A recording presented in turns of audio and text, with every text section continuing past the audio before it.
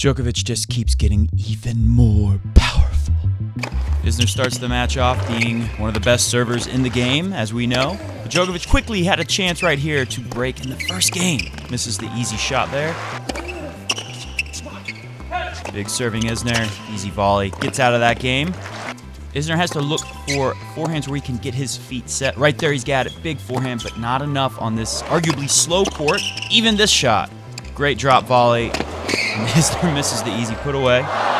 Saves a break point on his second service game with the big forehand when he can get his feet set. Even from that deep in the court, Isner can hurt you. Here you can clearly see Djokovic just outmaneuvering Isner so easily on this court. And the signature US Open forehand big serve return. Game. This is to get 2 break points to break right back against Joker.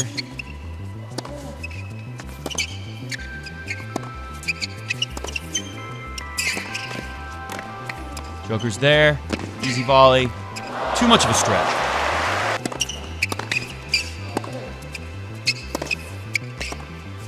There's the big forehand. It could have won him that game if only he'd made the stretch forehand volley to the open court.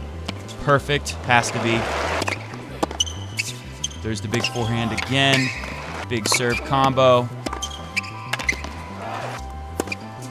That was the start of what I believe is 22 points in a row that Djokovic won. A long stretch where Isner couldn't win a single point against the Djokovic serve. Like I said, Djokovic is getting more powerful. That's all we got for highlights. We're going to do the first set only today. Second set, more of the same. Welcome to Coffee Break Tennis. Again, we are back. We might make a video every day of this darn tournament. Today, we'll break down more of that match. We'll talk about, we'll look at some of the stats and just see some more interesting things from that match. We will talk about the court speed. We have it. If you saw it on Tennis TV at the very end of the broadcast, you had to wait till the end of the broadcast.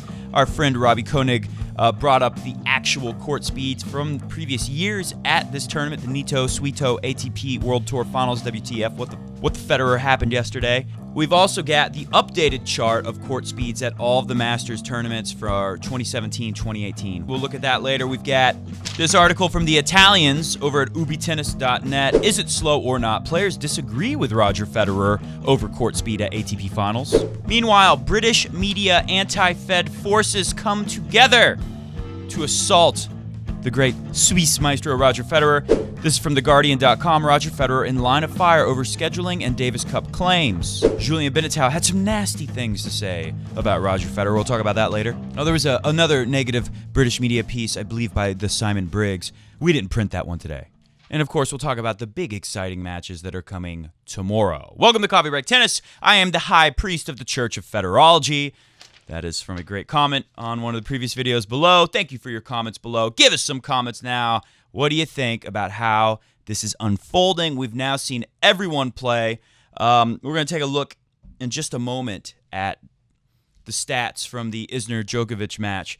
But first, let's talk a little bit about impressive from, I've got here some head-to-head records.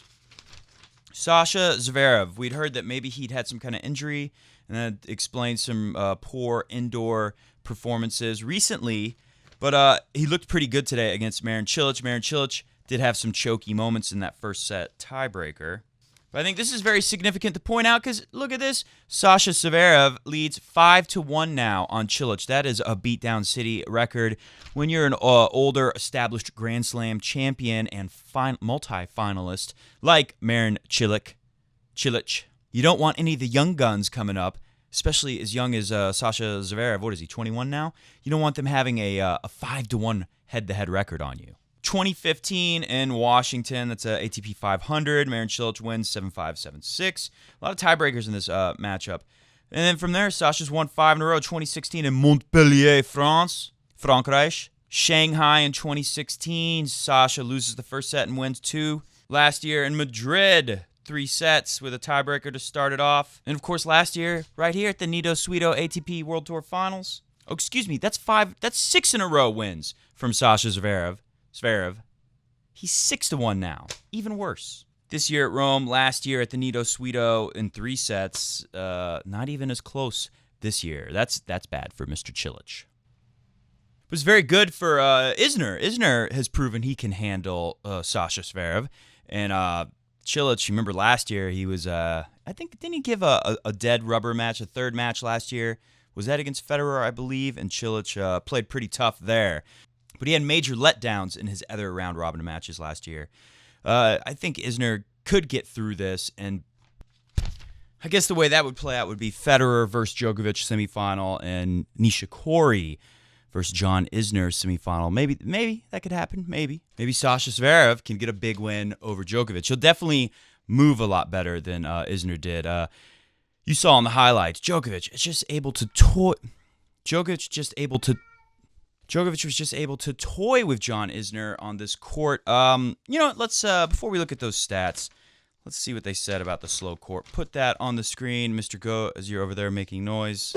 So Federer, as we know from our last video, said that these courts play different than the last 3 tournaments. Actually, when we look at the chart, which we'll bring up very shortly, read this first. When we bring up the charts, you'll see that the speed is about the same, at least. Speed only on our chart. It doesn't talk about the bounce. The bounce can be different even if the speeds are similar. Speed is almost exactly the same as at Paris.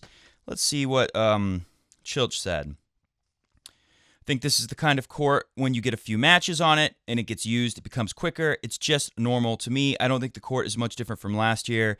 It's more or less the same. It can vary from the air conditioning inside the stadium. In general, it plays about the same. But Sasha Zverev had something different to say. The court is very weird. When you hit it flat and hard like Cilic does, the court is very fast. When you hit with more topspin, the court takes the pace off, and the bounce is quite different than other tournaments. For me, it is pretty quick. Let's listen to what he said in his post-match with Annabelle Croft, of all people, on-court interview. A lot of conflicting reports about the speed of the court surface.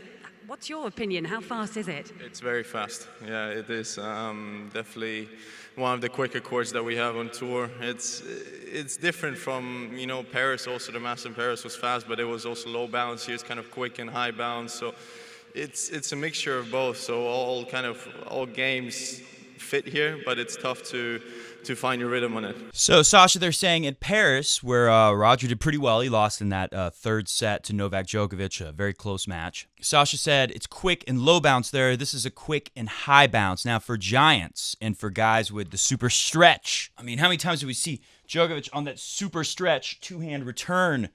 God, he is good at that. For Federer, high to the backhand, fast, slow, doesn't matter. High to the backhand, always not a good thing. And the thing that we heard last video yesterday that Federer was saying was that the practice courts, he hasn't been able to find a practice court because they only had this court up on Thursday, and Roger had time to practice before Thursday. I can guarantee you whatever courts, Roger said he had Roger said he's been practicing on 2 or 3 different courts, and none of them play like this one, and I bet you they don't have the same kind of bounce, the speed and the bounce combo.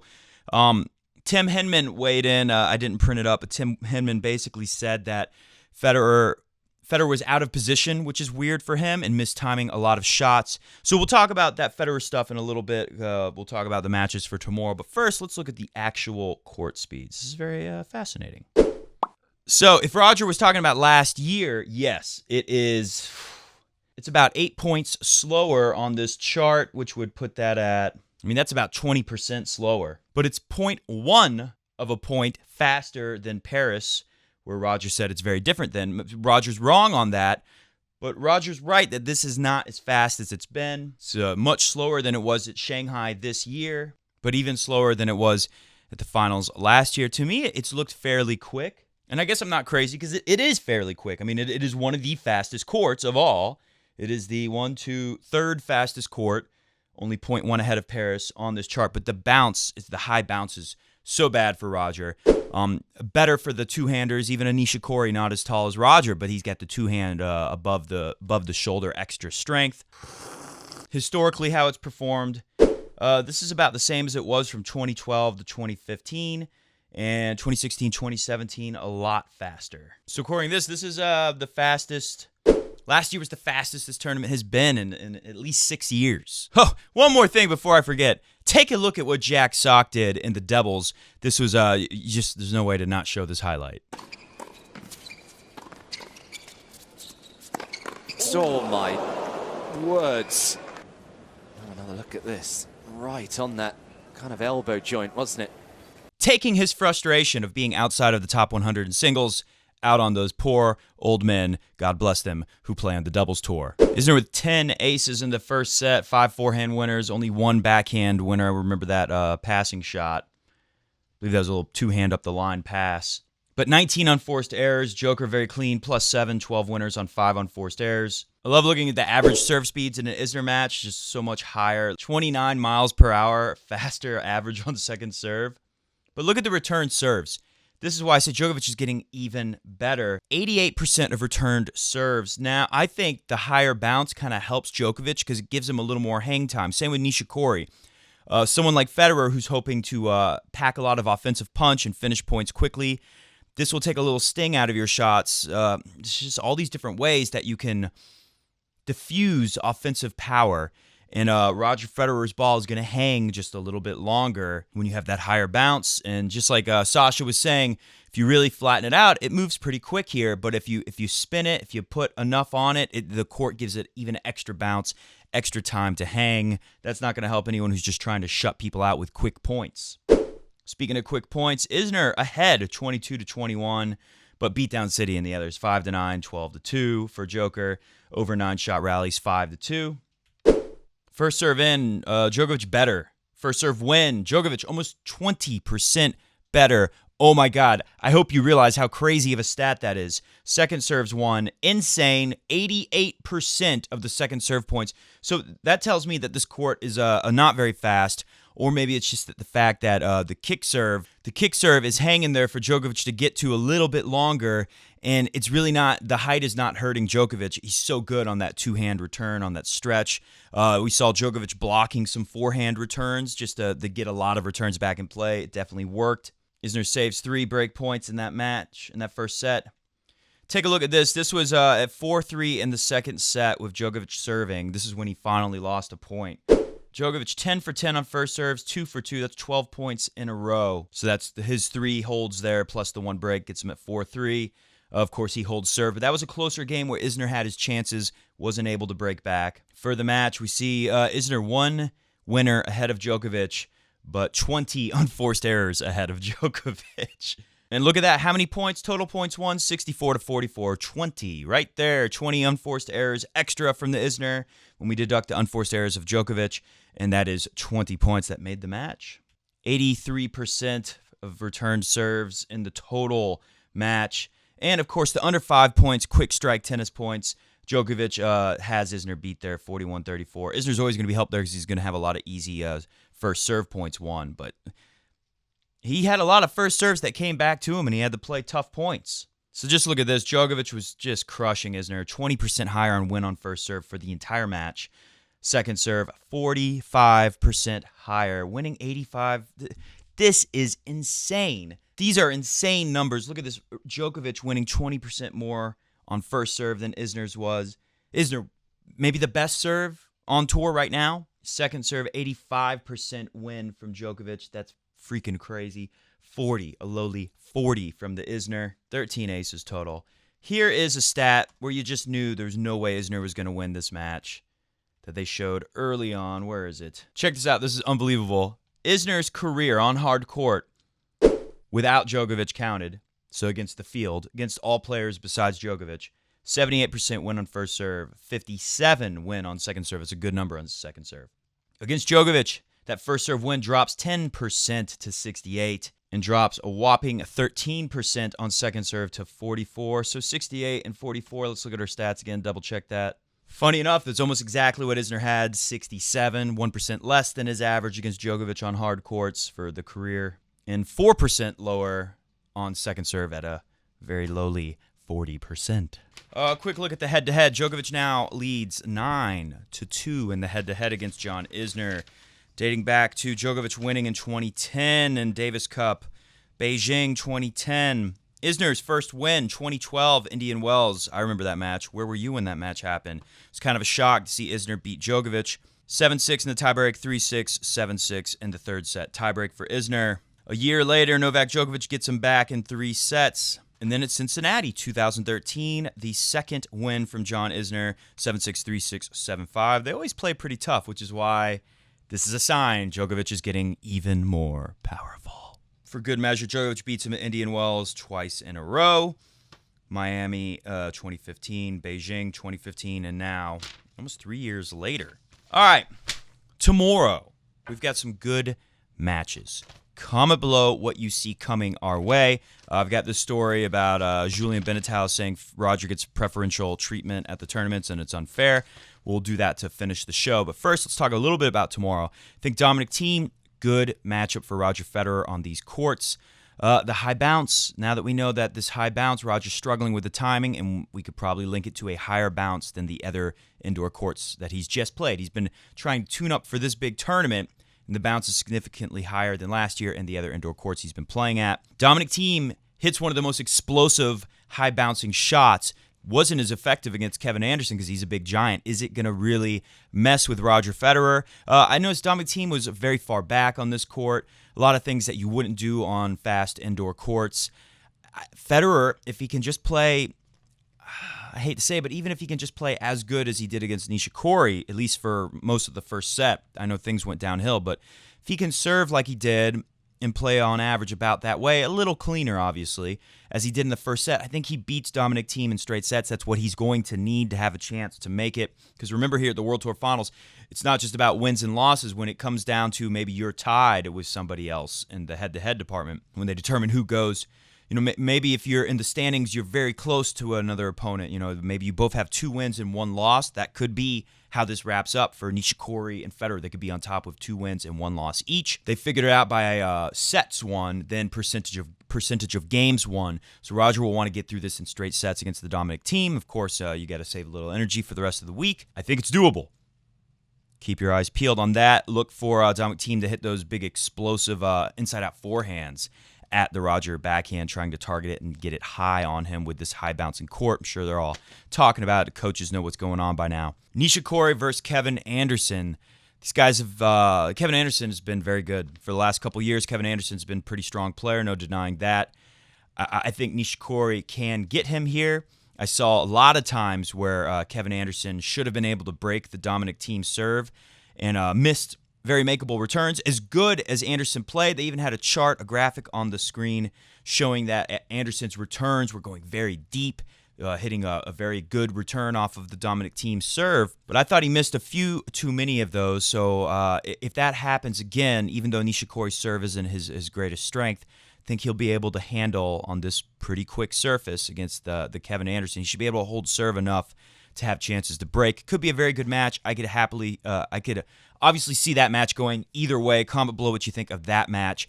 The key there is that whoever comes out of it, you want it to be 3 sets. That way, if it comes down to the 2-1 ties like that, Federer will have more of a chance if he can get through in straights, and whoever wins that Anderson and Nishikori match comes out in 3 sets. All right, last thing, then we'll get out of here. Julien Benneteau, who came out of retirement this year to help Frankreich reach the Davis Cup final, says Federer has put his financial involvement in the rival Laver Cup above the future of the oldest team event in the international sport. So basically, he's saying that Federer should have thrown a bunch of money at Davis Cup. I don't even understand what that's supposed to mean. It's a weird criticism for me, even with the Fed bias set aside. In Mr. Goat's goat boat that he has vacated. Laver Cup, good for tennis. No arguing that. It's good for tennis. It's making people excited for tennis. But Benneteau slanders the great RF right here with this. Look, with all that, Federer is okay, but it's just an exhibition. It's his thing. The Laver Cup has no sporting legitimacy. There's no sporting criteria with the selections. There's no ATP points. It's just financial, which is code words for it's just for super rich money-grubbing Federer and his rich tennis friends who don't only play doubles to rake up a little bit of that just financial cash. Cold hard cash. Because he gives Nick Kyrgios $750,000 to come and play matches that don't count, the guys say, okay, those are the rates for the Laver Cup. As for the perception that Federer gets to play when he wants to at big tournaments, invariably at night on the main court, Benneteau cites this year's Australian Open. And then he gets something crucially wrong. Listen to this, Benneteau, who's not a big tennis fan apparently. Over the last 2 Australian Opens, Federer has played 14 matches because he was the champion and the finalist. Benneteau somehow forgot that Roger Federer won 2 of them in a row. He wasn't finalist. He was champion twice. 12 or 13 of those matches were night session. On the same day, Federer played Jan-Lennard Struff.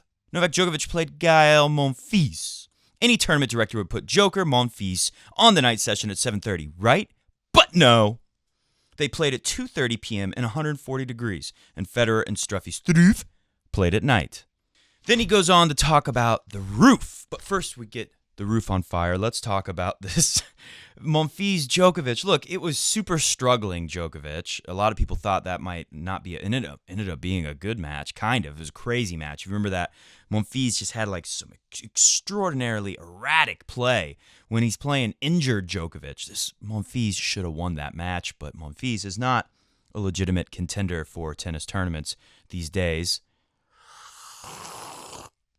I'm sorry if you're a Monfils fan. He seems like the greatest guy in the world. He's a super nice guy. He's incredible, fun to watch, but I don't know how you can root for him or take him seriously at this point after seeing all of the disappointments over the years. Of course, you always want to see him. He's a highlight machine. Put Federer, defending champion, most popular player in tennis. Put him on the night match. That's what Australia did, and they'll do it again this year. They will not succumb to the pressure like the Wimbledons did. Mr. Wimbledon gave in to Joker pressure, putting Roger on the outside court against Kevin Anderson. We'll never forget. Terrible court, that outside Wimbledon court. Just terrible court. One of the worst ever. Bad bounces everywhere. They were following one way of the rules during the tournament, and they had a different rules for the finals with the closing of the roof. Says Julien Benneteau. Don't think they are going one way or the other for me or for Roger. I felt that they needed to be consistent. That does not sound like a French guy at all. Benneteau finishes his slander fest with, it's normal that he gets preferential treatment, everything he's done, but in some tournaments there are big differences in the conditions, and Roger, he has no idea what that's like. Yeah, don't worry.